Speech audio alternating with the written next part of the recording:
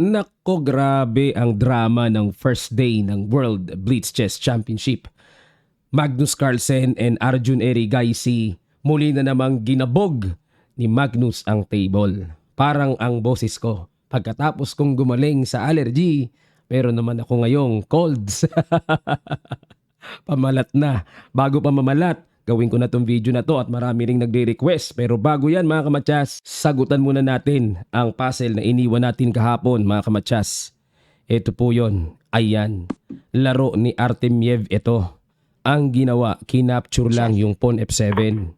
At gumanon, mayroon palang bishop to D5. Hindi napansin ni Magnus.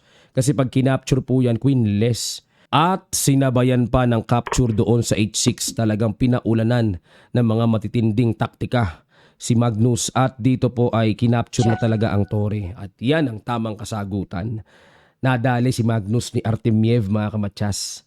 Okay, at ito naman ang iiwan nating puzzle for today's video. Ayan, napakaganda po ng Internet Chess Club when it comes to puzzle. Sa mga wala pa pong puzzle, sa mga wala pang Internet Chess Club, makikita nyo lang po ang link sa comment section below. Ayan, okay, ito naman po, it's Black to Move mga kamatsas. Galing ulit sa Doha, Qatar World Rapid, no? Laro ni Maxim Chigayev. Bahala na po kayo mga kamatsas. It's Black to Move. Ano kaya dito ang perfect na timpla para talagang super winning ang black dito? Okay, sasagutan natin yan sa ating next upload. Maraming salamat po mga kamatsas. Ang ginawa ni Magnus, nag-E4. C5 si Erigaisi. Knight F3. E6. Nag-H3 lang. Yan ang blitz variation na binitawan ni Magnus. Tandaan nyo po, iba-iba ang style sa paglalaro ng standard, long game, rapid at blitz. Etong H3, bagamat parang questionable, pero ito po ay blitz, kaya hindi mo mako-question yan kaagad-agad dahil blitz yan eh. Nag C3, ayan, para bubuuhin ang sentro. Nag D5 at nag E5, Bishop D7, D4, nauwi na po sa French defense setup. At nag Queen B6, very typical po yan sa French. Ayan, pasensya na kayo sa boses ko ha, pagtsagaan nyo na, nilapit ko na yung mic sa akin para mas absorb ang boses. Nag-Bishop D3, tuloy lang sa pag-develop si Magnus. At dito nag-Bishop B5 at nag-Bishop C2. Aba, medyo kakaiba yun ha. Okay, kasi mapapaalis din naman yung Bishop. Kaya ako po nasabing kakaiba, yung Bishop kasi sumasagabal. Hindi pwede mag-castling, bawal yan. Kaya kailangan paalisin muna yung Bishop. May pitik naman pala ng A4. Okay? At nag-A5. Mamaya po may papapanood ako sa inyo sa last part, no, kung papaanong ginalabog ni Magnus ang table. Okay? So nag-A5 dito ang purpose po ni Erigaisi kapag in-A4 kasi aatras lang ang bishop doon para maminti na ang pagkakabalakid ng black sa pagcastling ng puti. In-A4 pa rin ni Magnus. Bishop A6 at nag-Knight BD2. Ayan, nabad mo ban siya ng computer, pero for me it's interesting. Hindi naman ganun ka-bad move, no? Pero kung computer po ang pag-uusapan, ang gusto niya is Knight A3. Ang nakikita ko nga dito, ibabara yung Knight doon eh. Na tipong magpapa 1 pawn down eh. Mawala lang yung bishop eh. Pero nag-Knight BD2 si Magnus at nag-Knight C6. Knight B3, doon pumunta. Kinapture ang D4. Knight B takes D4. Bishop C5. Sinundan pa ng bishop para talagang mas matindi ang pressure dyan. Bishop E3. Ayun. Okay. Gusto ni Magnus na sapatan ng depensa ang knight sa D4. Yun nga lang. May hamon. Pinapakain ni Magnus ang pawn sa B2 mga kamatsas. Kinapture nga ni Erigaisi. Hindi man lang siya nasindak. For sure, kinalculate niya yan. Ano meron? Nag-King D2. Ayun, unexpected to ha. Hindi ko ina-expect tong tira na to. Para pang depensa sa pawn C3. Another bad move na naman. Sa computer po, ang gustong itira ay Knight to B5. Pero itong Knight B5, syempre, ay napaka-wide complex para makita. So nangangailangan ng iba yung kalkulasyon, pero yung oras kasi maikli lang eh. Dahil blitz nga to eh. Pero nag-King D2 si Magnus. Nag-Queen B6, ayun. Tineret yung knight and nag-rook E1. Okay, hanggang dulong din nakapag-castling si Magnus. Sagwa nung king niya dyan, oh. Grabe yung bishop ni Erigaisi. Pang sagabal yun.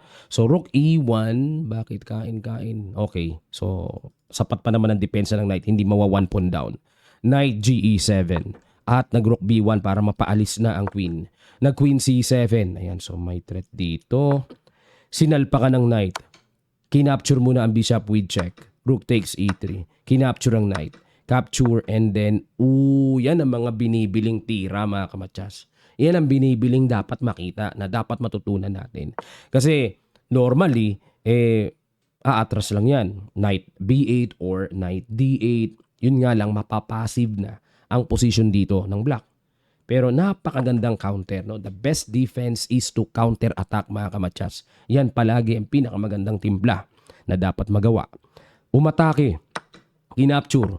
Ayun. No? Bagamat nagpa 1 pawn down, nakuha naman ang perfect place or perfect square para sa knight. Napaka-active. Nag-rook C3, sinalubong ang queen dahil talagang nakakailang na sa C-file. Nag-queen B6 lang. Bishop E4 at nag-rook D8. Dito po ay nagbabalak na talagang sasalpukin ang pawn sa D4 na yan. Pero kung computer, accuracy ang pag-uusapan, kalmado lang. Castling lang kaibigan. Pero ayaw ni Erigaisi ng ganon. Gusto niya kagad magbigay ng pressure. Time check tayo. 14 seconds si Magnus. Halatang gumastos ng oras. And 49 seconds pa dito si Erigaisi. At nag-king E1. Grabe ang pagod ng inabot ni Magnus dito. Survival, no? Kasi sangga ng sangga. So nag-king E1. Nag-H6 muna. Ayan, medyo nagtamang duda dito si Erigaisi. Kasi po pag nag-castling siya dyan, tingnan nyo po parang tipo kasing mayroong Greek gift sacrifice, mga ganon. Pero parang wala naman pala. Nagtamang duda lang, baka mamaya o kakainin lang pala. Para kasing may ganon tapos susundan ng ganon Pero king H6 lang pala. Okay. So, naintindihan naman natin si Erigaisi bakit siya nagpaniguro na baka mamaya sa likod ng isip ni Magnus, meron siyang iniisip ng mga kalokohang ganun. Kaya ginawa niya ay nag-H6 muna para wala yung mga ganong Greek gift sacrifice pattern and then knight G5. Nag-queen to E2. Queen E2. Ano plano ng queen E2? Okay. Basta umiwas lang sa D-file. Kahit pa paano kasi dahil nandiyan ang tore sa D-file, may pressure pa rin yan mga kamatsas. Pero, accurate-wise, rook C5 ang tamang tira na solid para to block the queen sa D4. Ayan. Okay? Ano ba ang masasabi niyo sa boses ko? Mga kamatsas, bago tayo magpatuloy, sa mga nakakalimot pong mag-subscribe, lambing lang po, subscribe nyo na ang channel na to. Marami pang nanonood, hindi pa nakasubscribe. Click nyo na rin ang notification bell all. Okay, Queen E2, balik tayo. Nag-castling dito si Erigaisi and nag-King F1. Okay, so unti-unti nang inaayos ni Magnus yung king niya. Pupunta yan sa king side. Okay, parang artificial castling na rin. Parang nakapag-castling na rin. Galing ni Magnus mag-recover ng posisyon.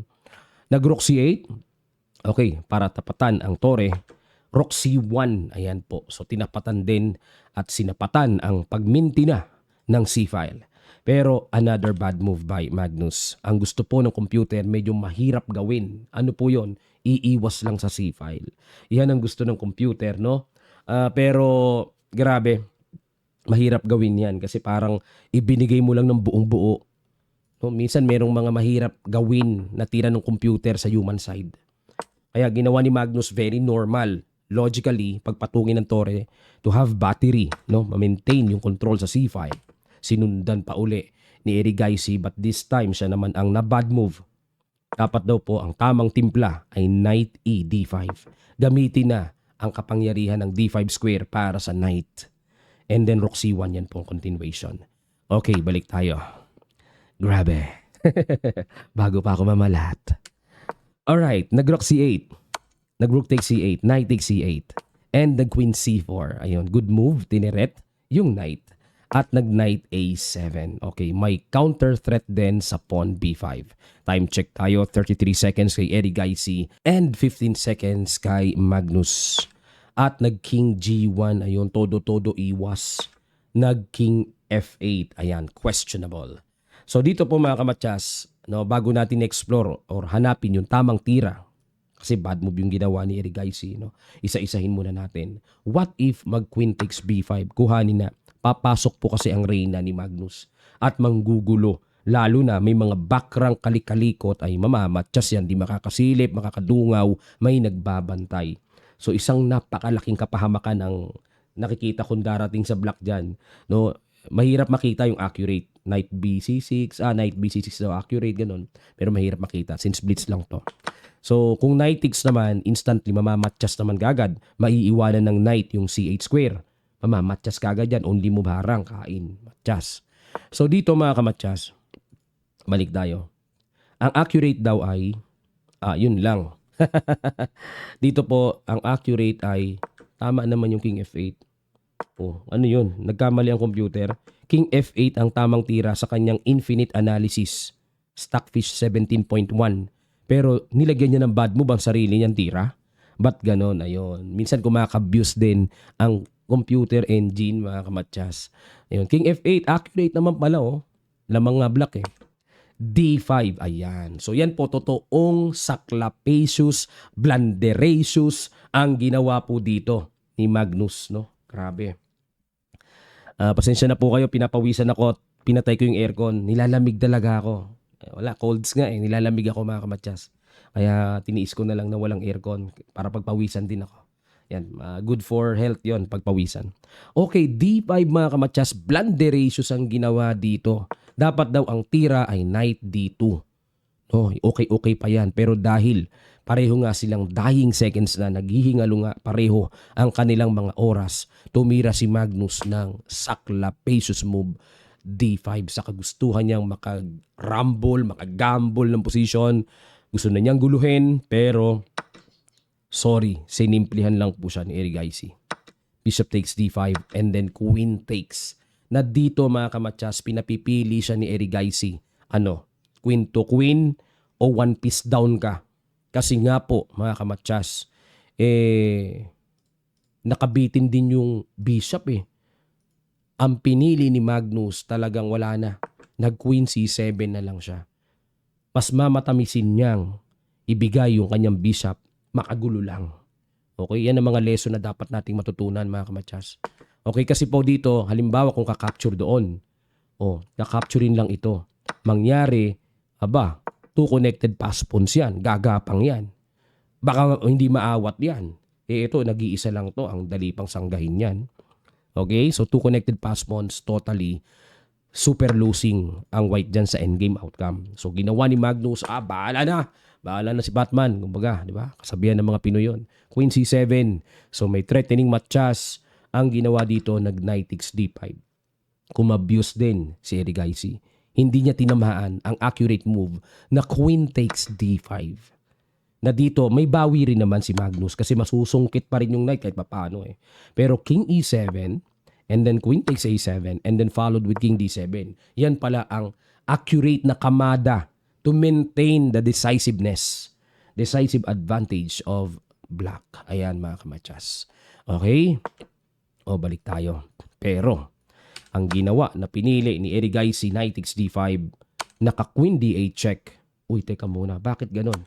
Tama? Queen B8 ang tama. Dapat pala ito ang pipitasin yung knight sa A7. Halos equal lang. Ayun. Pero, ayun pala dapat check sa bekain yun. Pero ang pinili ni Magnus, chumek siya. Ang kinuha niya yung knight sa D5. Yun lang. Pag knight C6, depensado yung pawn A5, nag-queen C5 check, king B8, queen B5, queen D7. Yun nga lang ang malaking problema dito ni Magnus kapag nakagapang ang two connected pass pawns na yan tapos na boxing. Nag-king H2, queen C7, ayan, threatening F6 para pabagsakin ang pawn E5. Dito nag-G3, tinakpan. At nag-queen D7 ulit, hanap-hanap pa ng mga butas-butas na magagawa. King G2, sinecure ni Magnus na yung knight niya ay safety talaga. Nag-G6 para may extra pasingaw yung king niya. Kapag chinek-check maraming space pa. Nag-H4 muna, mukhang mag-H5 dito, manggugulo sa king side. Pero dahil tamang duda na sa bawat anggulo si Erigaisi, binabarhan niya ng binabarhan. Ang nakikita niyang nararamdaman niya mga planong panggugulo ni Magnus in H5 para walang ganun. Pero ang tamang tira daw mga kamatsas ay King F8. Mahirap makita.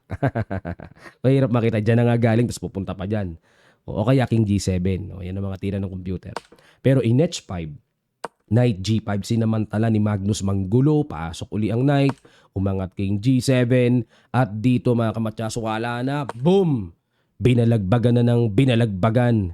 F takes E6 at dito nag Queen B2 check, balagbag na, yun nga lang. Sakto lagi ang jab, yung jab na may depensa, yung sangga-sangga ba. Sakto pa rin mga kamatsas. At nag Queen B6, wala na, kumbaga hanap-hanap na si Magnus ang gulo-gulo. Ayan, pagtira po ng Knight D4 mga kamatsas, kitang-kita sa video na ipapapanood ko sa inyo intentionally. Ang gusto ni Magnus ay kainin yung pawn sa A5 actually. Pag nakain tong pawn sa A5, equal pa eh. Equalize pa eh. Pero ano ba nangyari nung capture niya yan? Panoorin nyo to mga kamatsas.